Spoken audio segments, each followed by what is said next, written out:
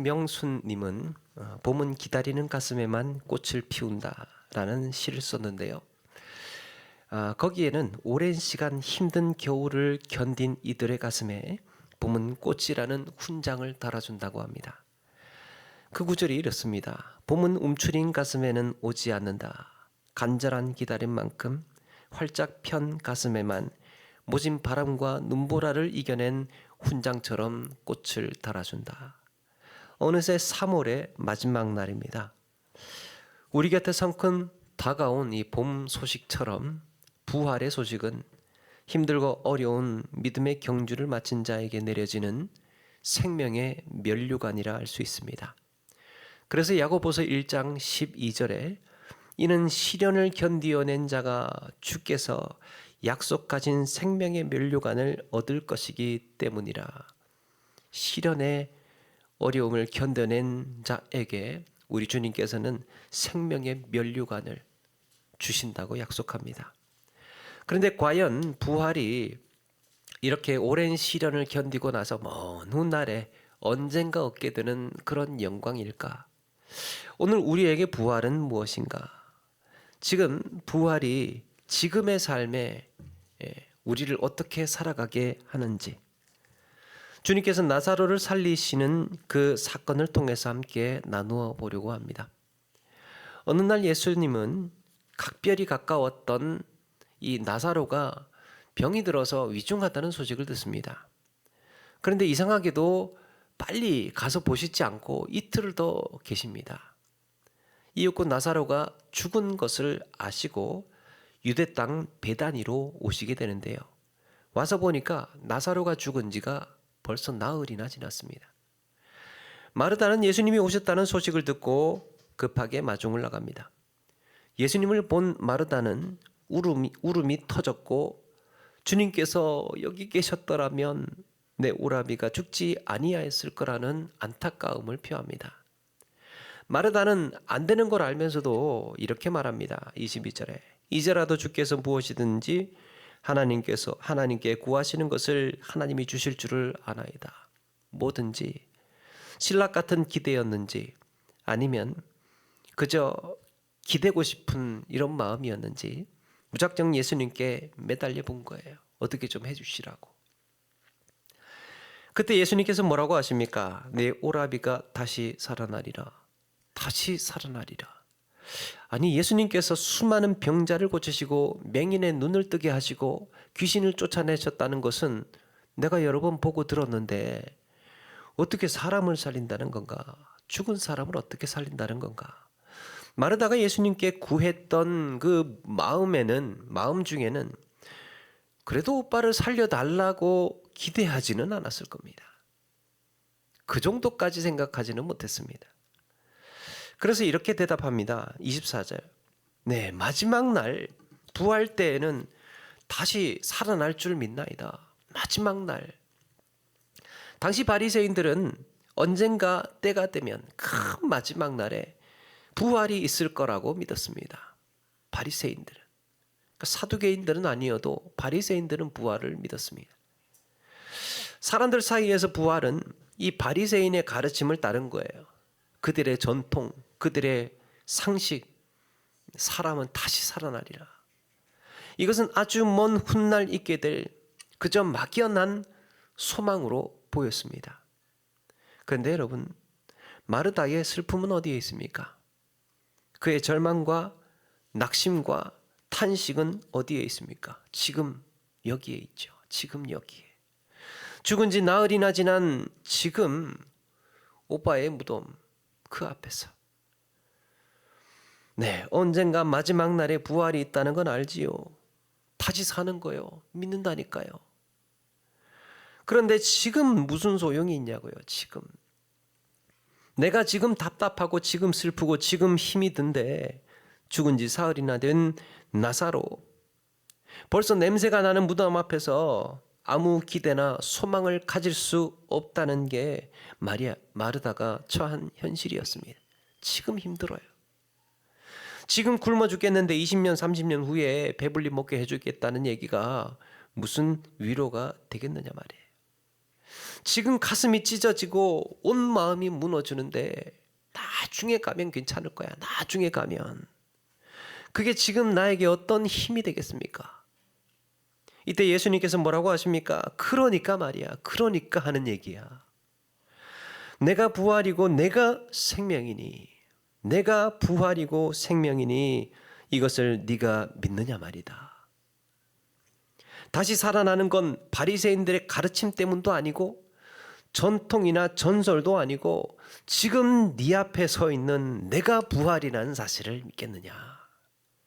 나는 지금 다시 살아나는 것을 말하고 있는 거야. 이날 나사로가 다시 살아난 것은 예수님의 부활을 가리키는 표적이었습니다. 그러다 보니 우리에게 다 적용할 수는 없죠.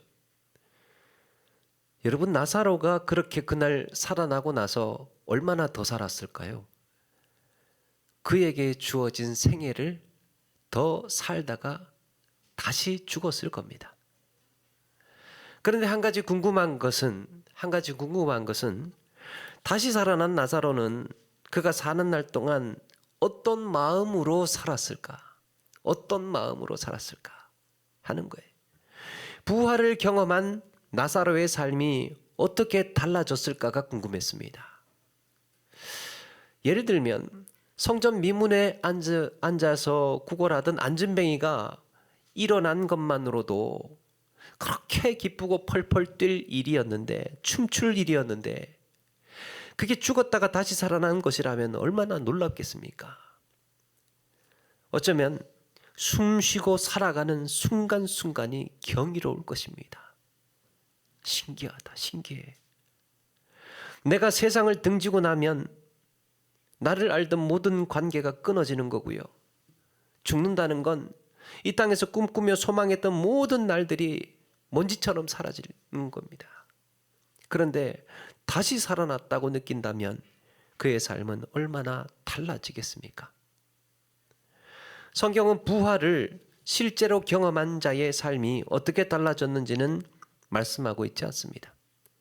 그러고 보니까 나인성 과부의 아들을 살리신 거라든지, 소녀야 일어나라 달리다굼 하시면서 그 소녀를 살리신 거라든지, 예수님께서 누군가를 살리신 일에 대해서는 몇 번 성경에 등장하고 있습니다.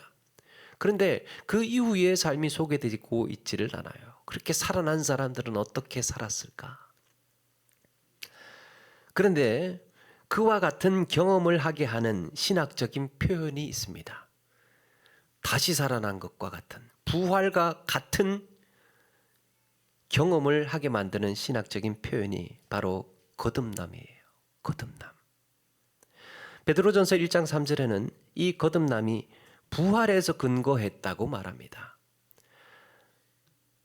예수 그리스도를 죽은 자 가운데서 부활하게 하심으로 말미암아 우리를 거듭나게 하사 산 소망이 있게 하시며 그랬습니다. 부활하심으로 말미암아 우리를 거듭나게 하사. 이 부활이 근거가 된 거예요. 거듭남에는. 또 베드로전서 3장 21절에는 물은 예수 그리스도께서 부활하심으로 말미암아 이제 너희를 구원하는 편이 곧 세례라 그랬습니다. 세례가 부활의 은혜 안에서 살게 된 표시래요. 표시. 우리가 세례받은 것은 부활을 늘 일상에서 경험하고 부활을 느끼며 살으라고 주신 표시라는 겁니다. 세례가 그렇죠. 물속에 들어갔다가 다시 일어날 때 물속에서는 죽음을 의미하고 다시 살아난다는 걸 말하는 거죠. 사실 우리는 거듭난 순간부터 영원한 삶이 시작된 겁니다. 거듭난 순간부터. 그래서 주님이 뭐라고 하십니까? 내가 부활이고 내가 생명이니 살아서 나를 믿는 자는 영원히 죽지 아니하리라. 여기에 핵심은 부활이요 생명이신 주님께서 지금 내 안에 계시다는 거예요. 나는 부활을 가지고 있어요. 우리에게는 부활이 있습니다. 육신의 부활은 주님이 다시 오실 때 이루어질 것이지만 우리 주님은 부활의 확신을 갖고 오늘도 부활의 감격을 경험하며 살게 하셨습니다. 언젠가 다가올 부활의 영광과 환희를 현재 지금 내 삶으로 끌어당겨서 앞당겨 놓은 거예요. 그러니까 우리는 지금도 부활을 살고 있는 겁니다. 이걸 실현된 부활, 그리고 종말의 부활이라고 합니다. 실현된 부활. 이미 나는 영적으로 부활하고 우리는 영혼을 살고 있음을 깨닫게 하는 거예요. 우리는 지금 실현된 부활의 삶을 살고 있는 겁니다. 또 하나는 종말의 부활이죠. 종말의 부활. 육신의 부활로 종말의 때에 온전히 이루어질 것입니다. 그게 종말의 부활이라고 한답니다. 그러면 우리는 이런 질문을 해볼 수 있습니다. 그럼 내 삶에 이렇게 부활이 실현되었는데, 내 삶에 이런 부활이 실현되었는데 부활 신앙을 가진 사람은 어떻게 사는 걸까? 주님은 왜 부활을 이미 내 삶에서 실현하게 하신 걸까? 내가 지금 겪고 있는 절망, 내가 겪고 있는 우울과 슬픔과 두려움과 낙심과 포기와 같은 지금 당하는 이런 아픔을 감당하게 하시기 위해서, 심지어는 내게 다가오는 질병이나 죽음조차도 사망의 권세 앞에 무너지지 않게 하시기 위해서 우리는 오늘을 부활을, 실현된 부활을 살게 하신 거예요. 그래서 우리는 영원히 사는 자로서 오늘을 살 수 있고 하루하루 끊임없이 성장할 것이며 상한 마음이라고 내버려 두지 않고 치유하기 위해서 애쓰며 몸부림쳐 나가는 겁니다. 그 근거가 어디에 있다는 겁니까? 지금 내 안에 역사하시는 부활의 능력 때문에. 사랑하는 여러분, 그러므로 주님께서는 우리가 오늘의 삶을 부활신앙으로 살기를 원하시는 줄로 믿습니다. 부활신앙으로. 그러면 어떻게 사는 것이 부활신앙으로 사는 걸까? 나는 과연 어떻게 내 삶에서 이 부활을, 오늘의 삶에서 부활을 실현하면서 살아갈 수 있을까? 어떻게 하면 다시 사는 걸 느끼며, 정말 다시 사는 것처럼 느끼며 살아갈 수 있을까? 이게요, 그리스도인의 일종의 특징이기도 합니다. 부활신앙처럼 사는 것, 세 가지가 있습니다. 세 가지를 말씀드리겠습니다. 하나는 굳어진 의식의 부활입니다. 사람이 나이가 들어가면서 과거에 매여 산다고 그러죠. 내가 예전에 경험했던 것, 내가 성공했고 내가 이미 알고 있는 지식, 내가 배웠던 것에서 잘 벗어나려고 하지 않습니다. 여러분, 죽은 것의 특징이 무엇입니까? 죽었다는 것, 죽었다는 것. 멈춰 있습니다. 그대로 멈춰 있어요. 내 기억이 과거에 멈춰 있어요. 내가 아는 것이 멈추어져 있습니다. 고정되어 있어요. 그리고 뻣뻣해요. 그런데 생명은 어떻습니까? 활력이 있죠. 성장합니다. 현대과학의 연구에서도 밝혀졌듯이 사람은 죽는 날까지 성장하고 발전한답니다. 죽는 날까지. 살아있는 생명은 끊임없이 세포가 분열이 돼요. 살아있다는 증거예요. 분열이 무엇입니까? 세포가 쪼개지면 두 개가 된, 이게 성장이에요. 성장. 운동을 하면 근육도 늘어날 수 있대요. 나이와 상관없이 운동을 하면. 하나님은 사람을 계속해서 성장하도록 만드셨어요. 계속해서 성장하도록, 계속해서 변화되고 성장하도록, 발전하도록 만드셨습니다. 그래서 부활신앙으로 매일 다시 살아남을 누리며 산다는 것은 어제 알았던 지식에 매이지 않고 끊임없이 새로운 것을 경험하고, 새로운 거 경험하고, 새로운 것을 받아들이는 겁니다. 매일 이전에 느끼지 못했던 것을 내가 다시 느끼고 배우고 발전하는 거예요. 나를 계속해서 가꾸어가고 새로운 것을 받아들이고 내가 자꾸 새 사람이 되는 것, 이게요, 오늘 우리 하루하루가 부활의 삶을 사는 겁니다. 어제 몰랐던 것을 내가 오늘 알았다면 나는 어제와 다른 사람이에요. 어제 몰랐던 것을 지금 알고 있는 사람이에요. 그만큼 달라지고 새로워진 겁니다. 그것이 종말의 부활을 미리 연습하면서 부활의 삶을 실현해 가는 겁니다. 어느 시인은 말합니다. 아무리 늙어도 나무는 봄마다 새 잎을 낸다. 나무는 봄마다 새로운 잎을 내요. 이 땅을 사는 동안에 멈추지 않고 계속해서 무언가를 그래서 배우고 열심히 운동도 하시면서 어제와 다른 몸으로, 어제와 다른 건강으로, 어제와 다른 또 의식으로, 새로운 지식으로 그렇게 의미 있는 일을 위해서 함께 힘써 나가시는 저와 여러분 되시기를 바랍니다. 두 번째는 관계의 부활입니다. 관계의 부활. 나는 까칠하게 살기로 했다라는 책의 저자 양창순님은, 이분이 정신과 의사이신데, 인간관계에서 오는 갈등과 상처와 갈등이 이 모든 현대인들의 느끼는 고통의 원인이랍니다. 인간 관계에서 오는 상처와 갈등이요, 이게 인간의 모든 고통의 원인이래요. 실제로 연구조사에서도 직장을 다니는 분들 스트레스 원인을 조사해 봤더니 86%가 인간관계라고 한답니다. 일이 힘든 사람은 힘든 사람은 거의 없어요. 잘 없어요.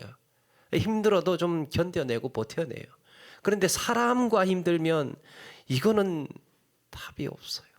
사람과 힘들면. 그래서 참 우리가 살아가는 삶에서 뭔가 힘들잖아요. 관계가 힘든 거예요. 뭐 때문에 힘듭니까? 다른 거는 어느 정도 좀 감당할 수 있어요. 어느 정도 감당할 수 있어요. 그런데 관계가 힘든 거는 정말 괴로운 겁니다. 우리를 때로는 경직되게 만들고 때로는 옴짝달싹 못하게 만드는 것이 관계예요. 특별히 관계의 시작은 나 자신과의 관계에서부터 시작된다고 합니다. 사이가 좋아야 되는데 세상에서 제일 좋아야 되는 사이는 나하고 사이가 좋아야 돼요. 나 스스로하고 사이가 좋아야 돼. 나하고 사이가 좋아야 된다는 거. 나하고 사이가 좋으려면 내가 나를 어떻게 보는지가 중요하답니다. 나는 나를 어떻게 보고 있느냐. 그러면서 이 양창순 님이 한 가지 얘기를 해줍니다. 한 번은 이제 자기가 이 운동을 좀 해야 되겠다 싶어서 개인 지도를 받으러 갔답니다. 그랬더니 그 강사가 넓은 이제 연습실 중간에 딱 자기를 세워놓고 눈을 감으래요. 100번만 제자리 걸음을 해보라고 했답니다. 그래서 이게 뭐 운동이야. 쉽지. 그러면서 이제 제자리 걸음을 시작했답니다. 숫자를 세면서 하나, 둘, 셋, 넷 이렇게 시작하면서 했답니다. 한 70번 정도 하고 있을 때 강사가 눈을 떠보래요. 눈을 떴는데 깜짝 놀랐어요. 처음에는 분명히 넓은 방 한가운데에서 시작을 했는데 눈을 떠보니까 저쪽 끝에 가서 벽에 가서 있더래요. 자기가. 한 걸음만 더 가면 이제 벽에 부딪힐 정도였습니다. 왜냐니까 평소에 이분이 하도 오른쪽에만 무거운 가방을 메고 다녀서 몸이 왼쪽으로 휘어져 있대요. 전체적으로. 그때 느낀 것이 이 몸이 휘면 내가 똑바로 걷는다고 생각하지만 몸이 휘면 엉뚱한 방향으로 가는 거구나. 마찬가지로 마음이 휘면, 내 마음이 휘어져 있으면 아무리 세상이 내게 똑바로 보여줘도 내가 잘못 보겠구나 느꼈답니다. 세상은 아무리 그대로 나를 제대로 보여준다고 해도 내가 잘못 보면, 휘어진 마음으로 보게 되면, 여러분 부활신앙으로 사는 우리는 더 그래야 되지 않겠습니까? 나는 세상을 어떻게 보는가? 나는 나 자신을 어떻게 보는가? 어쩌면 나를 너무 가혹하게 대한다거나 나에게 수치심을 느끼게 한다거나 느끼고 있다거나 스스로에게 나를 너무 못난 사람으로 대하고 있었던 것은 아닌가 돌아보아야 된다는 거예요. 어떤 분은 능력도 좋고 학벌도 좋고 외모도 준수하고 뭐 하나 아쉬울 게 없는 사람인데요. 자기 스스로가 볼 때는 항상 자신이 부족한 사람처럼 보인다는 거예요. 늘 부족한 사람으로. 이런 관계가 회복되어야 하지 않겠습니까? 이런 관계가 새로워져야 하지 않겠습니까? 자신을 괴롭히던 삶에서 때로는 격려도 하고요.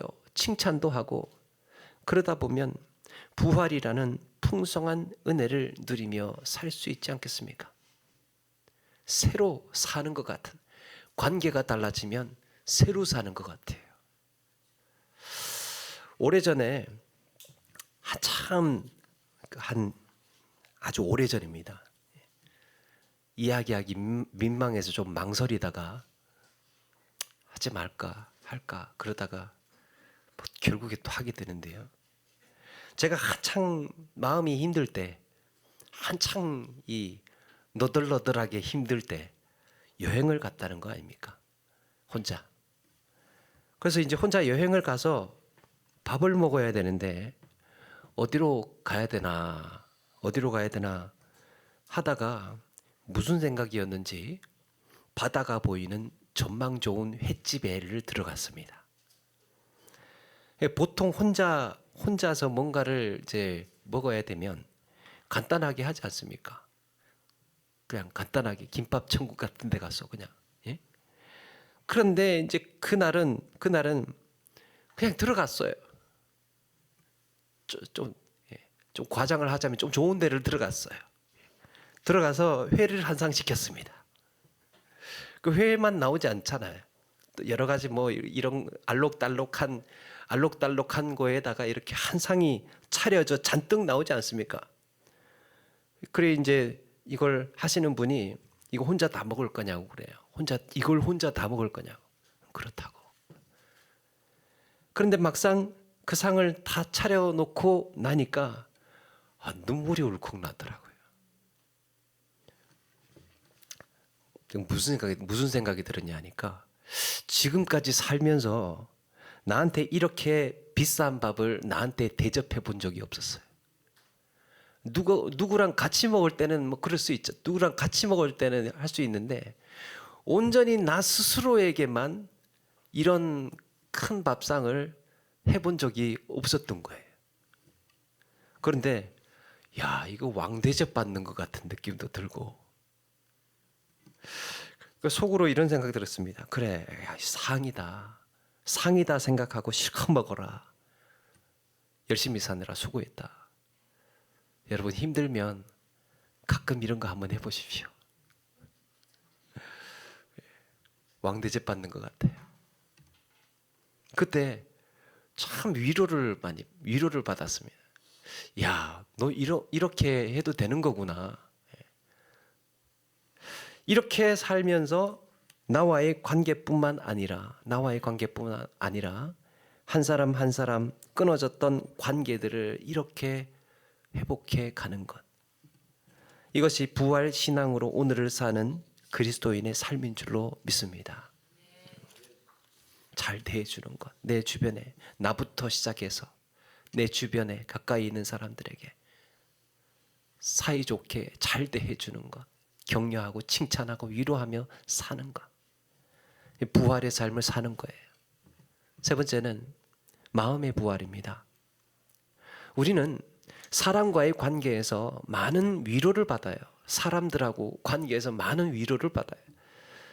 그런데 상처 주는 것도 사람이에요.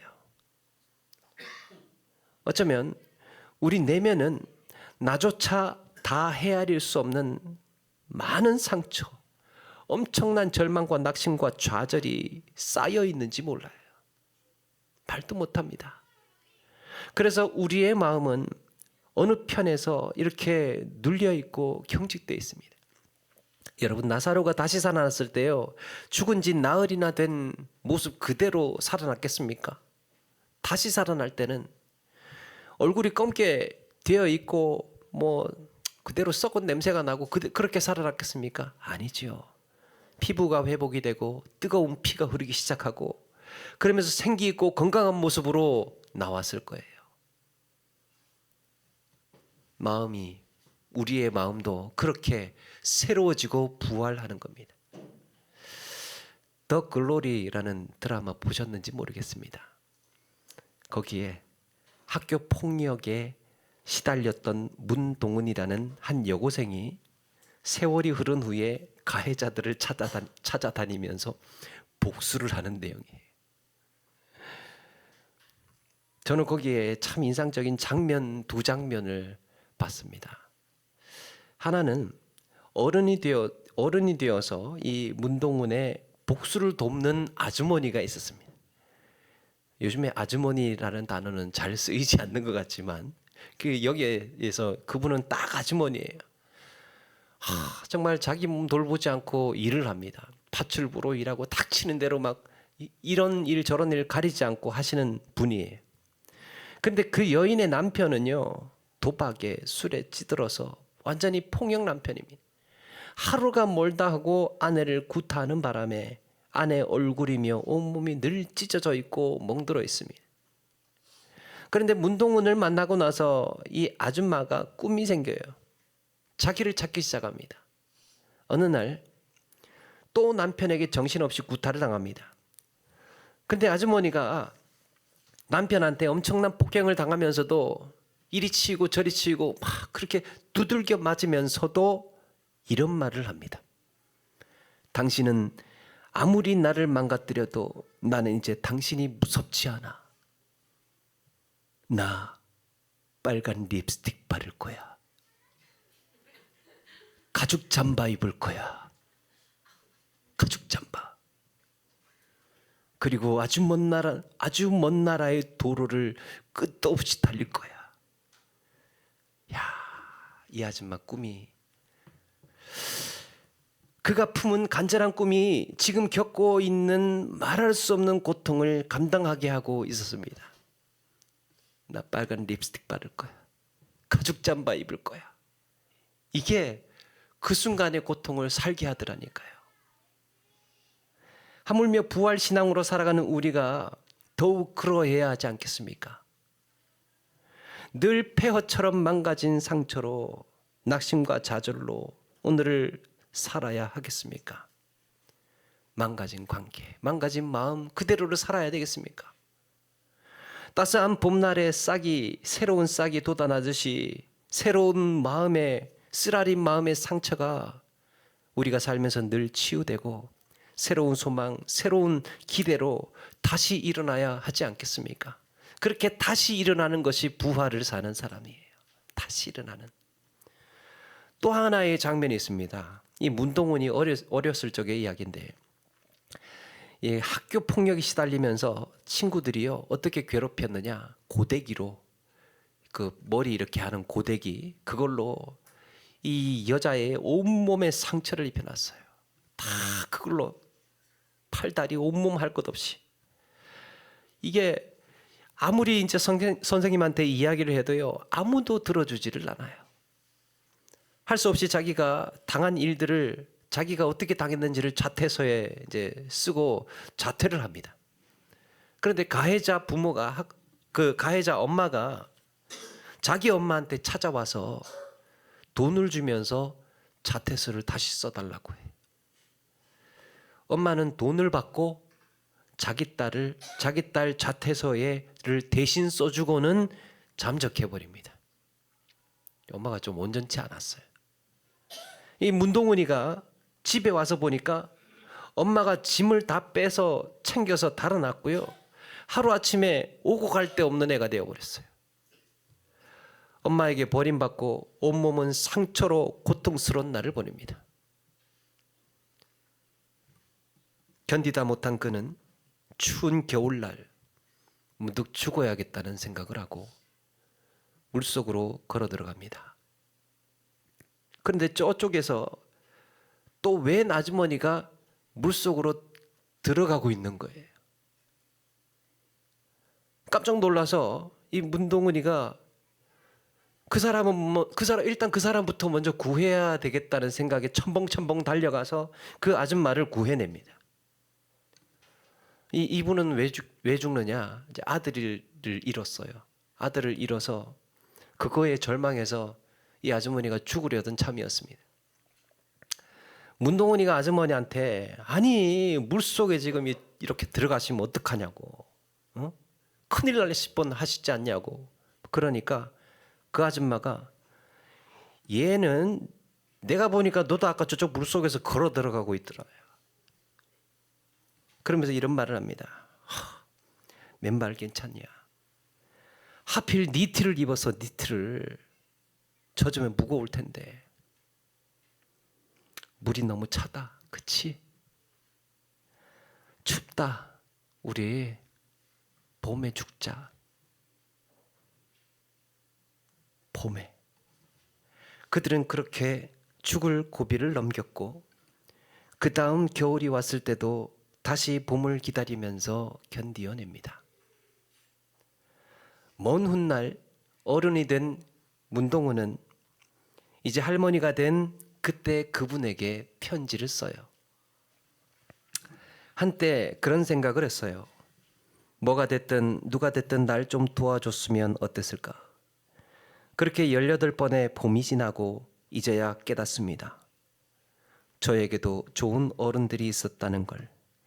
친구도 날씨도 신의 개입도요. 그리고 지금은 추우니까 나중에 더 따뜻할 때 봄에 죽자던 말은 봄에 피자는 말이었다는 걸요. 저를 구해주셔서 정말 감사합니다. 잘 크진 못했어요. 하지만 언젠가는 어느 봄날에는 활짝 피어날게요. 사랑하는 여러분, 부활이요 생명이신 예수님께서 내 안에 계시기에 우리는 오늘도 다시 일어서고 살아나는 소망을 품고 다시 살아갑니다. 부활은 아득한 훗날 일어나게 될 일뿐만 아니라 지금 지치고 쓰러진 나에게 위로를 주고 용기를 주는 거예요. 부활은 절망과 슬픔과 낙심에도 나를 포기하지 않는 끈기와 인내를 선물합니다. 부활이 있기 때문에 오늘을 살 수 있는 것이, 부활이 있기 때문에 인내하고 용기를 가질 수 있는 겁니다. 부활이 있기 때문에 지금의 나를 더 아끼고 사랑하게 합니다. 이렇게 우리에게 주신 부활의 복음은 영원한 부활을 꿈꾸며 오늘을 넉넉히 감당하며 살아내게 합니다. 그러므로 부활로 인해 매일의 삶이 새로워지시고 복된 관계들로 내 삶에 채워지고 절망의 순간에도 언젠가 다가올 영원한 부활을 바라보며 오늘을 이겨내시는 저와 여러분 되기를 주의 이름으로 축원합니다.